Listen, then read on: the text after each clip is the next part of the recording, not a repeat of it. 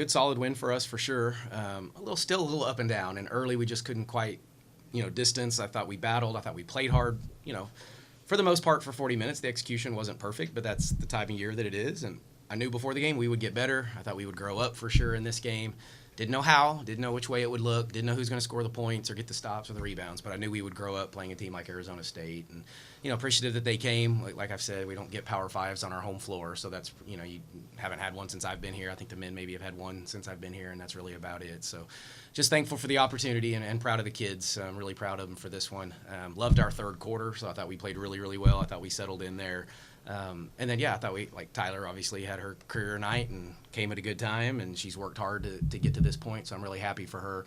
Ayanna battled. I don't think and she would agree, she probably did not have her best night, but still found a way to have an impact.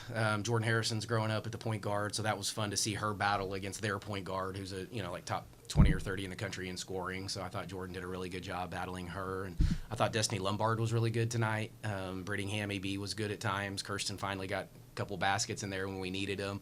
I just thought everybody did their job and did their role. And we're going to grow and we're going to get better. And this was a big one for us to get. So I'm really, really proud of them.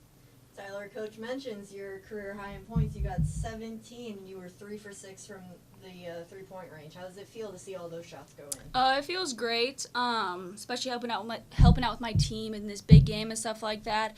I wasn't hitting my threes at the beginning of the year, so it's nice to see the ball actually go through the net. So it feels good.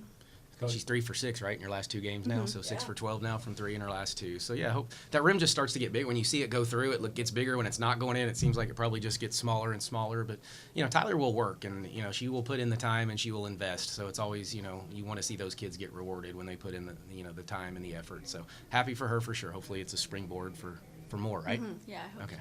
so. Coach, you mentioned the third quarter, but break down a little bit more because, yes, it was 25-8 in that third quarter, but a lot of it was basically caused by your guys' defensive presence that was causing offensive fouls, as well as those missed opportunities that was caused. So just break down that defensive presence that was overly seen in the third quarter. Yeah, well, our identity over the years has been on the defensive end. This group, we're still kind of challenging them to find that identity a little bit, and I think that's what you saw in that third quarter was some of our defensive identity that we want to have kind of finally came through, right? And we can turn people over, and we can let some defense lead to some offense and open the floor up and, go on a run like that. I don't know what that run was, but it felt like, the first one didn't seem like big, but I look up and we're up 5 and she calls, the first timeout. And then we make another one and there's another timeout. So, if we're playing the way we're capable, I think it looks a little bit like that. But like I said, this group, it's a new year, right? And every team has a new identity on the defensive end. I think I know what I would like it to look like. We just haven't quite been there yet, but this was a step, or at least that third quarter was a big step.